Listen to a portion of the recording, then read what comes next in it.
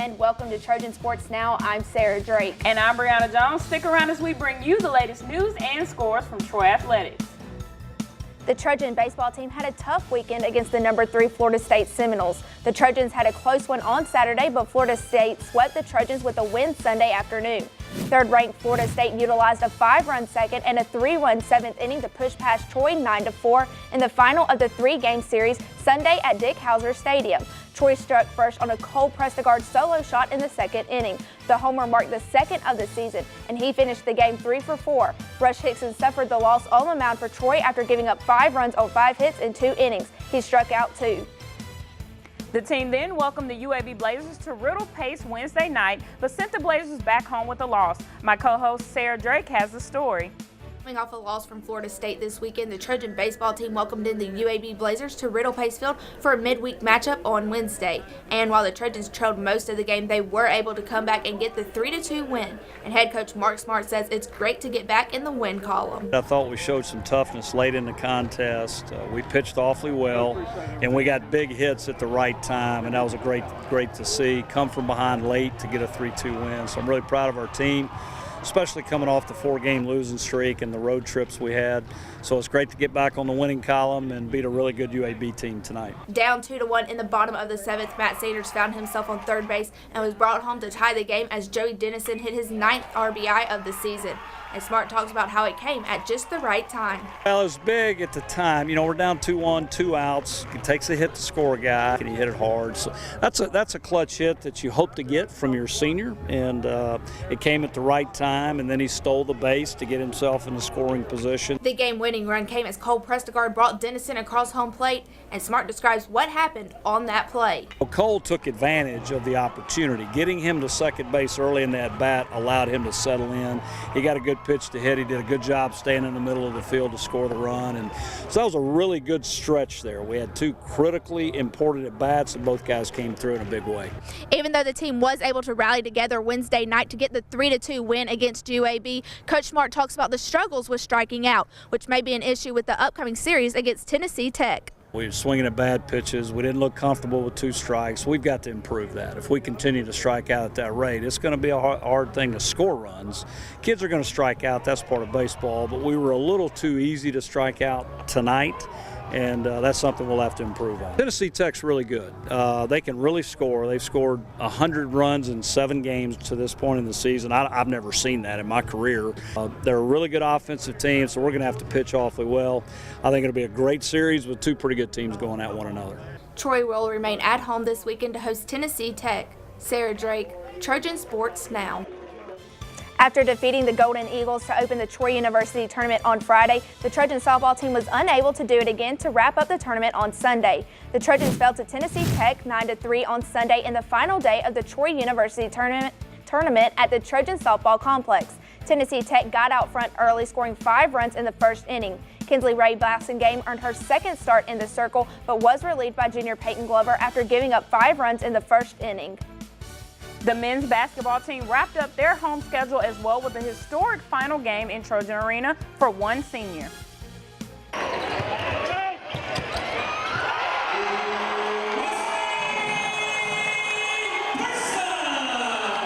That was the shot that made senior Wesley Person the first Trojan basketball player to have 2,000 points. This all happened while him and his team were taking on Louisiana Monroe. If we take a trip down memory lane when it comes to Person, not only did he break the record for most threes in Sunbelt history, he also broke the Troy scoring record. And when asked how he felt about this new accomplishment, he said this. It just felt good.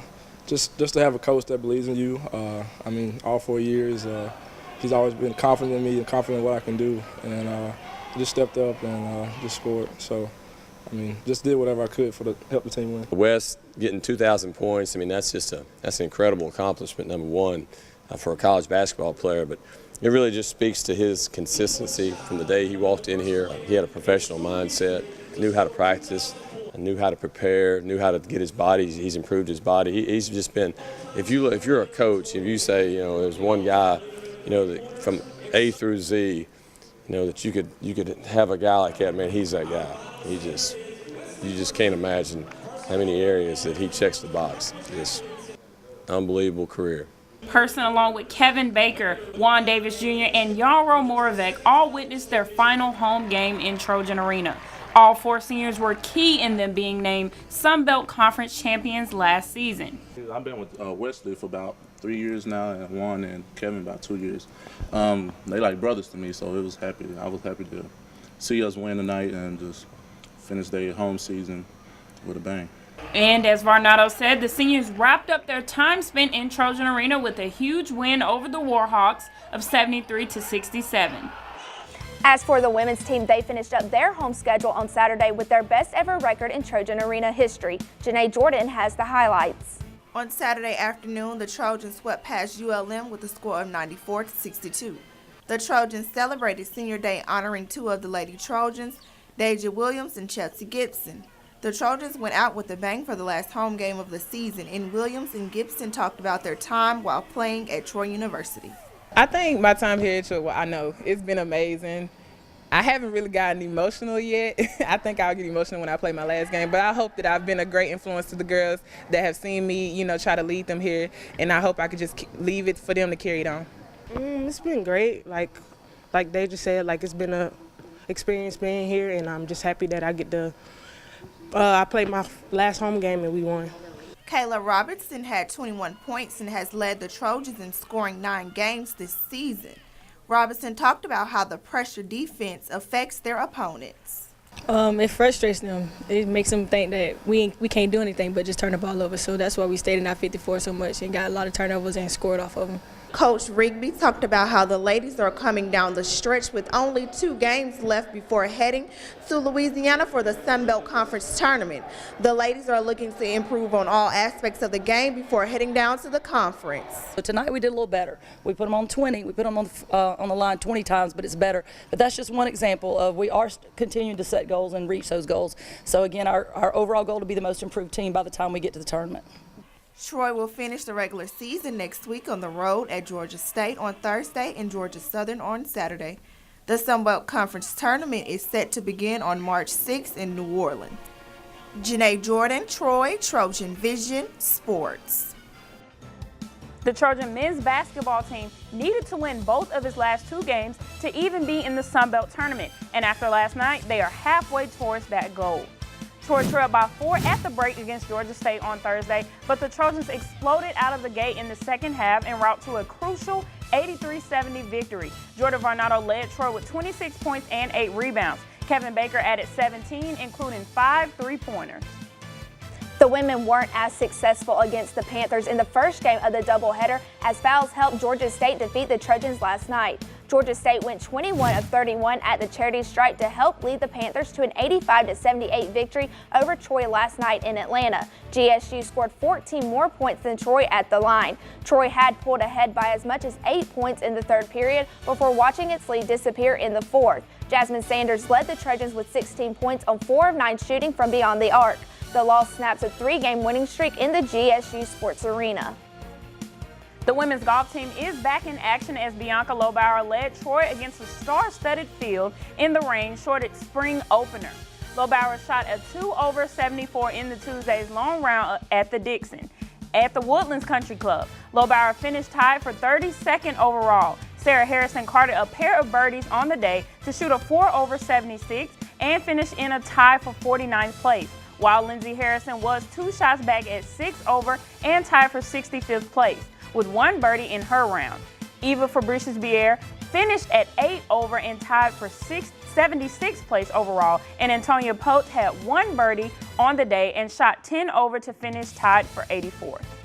Callum Masters carded 4 birdies to lead the men's golf team in Sunday's final round of the Seminole Intercollegiate at the Golden Eagle Country Club. The Trojans climbed 2 spots into 10th place while Connor Fortrell placed Troy finishing in a tie for 37th place.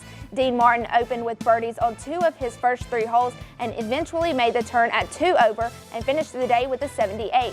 He tied with Masters for 46th place at 10 over for the weekend. Ike Alexander also added a pair of birdies for the Trojans and shot 3 over on the day to finish tied for 55th, while Jake Tiffin turned in his best card of the weekend with a 5 over 77 thanks to 3 birdies. He placed 67th. There's anticipation for game time in Veterans Memorial Stadium after the Trojan football team won a Sun Belt championship last season when they defeated Arkansas State. However, fans can start getting tickets now as the defending champs release their 2018 schedule. They will have a minimum of 2 games being televised, including Georgia State and South Alabama for the Battle of the Belt. Troy enters the 2018 season tied for the 8th most victories nationally after winning 10 games in 2016 and 11 games last season. On September 1st, the men will welcome a team used to blue turf right to Veterans Memorial Stadium, the Boise State Broncos. Still to come on Trojan Sports Now, we'll have a preview of the Trojan baseball team's matchup against Tennessee Tech. But first, Sarah sits down with men's golf Connor Futrell. Stick around for more Trojan Sports Now.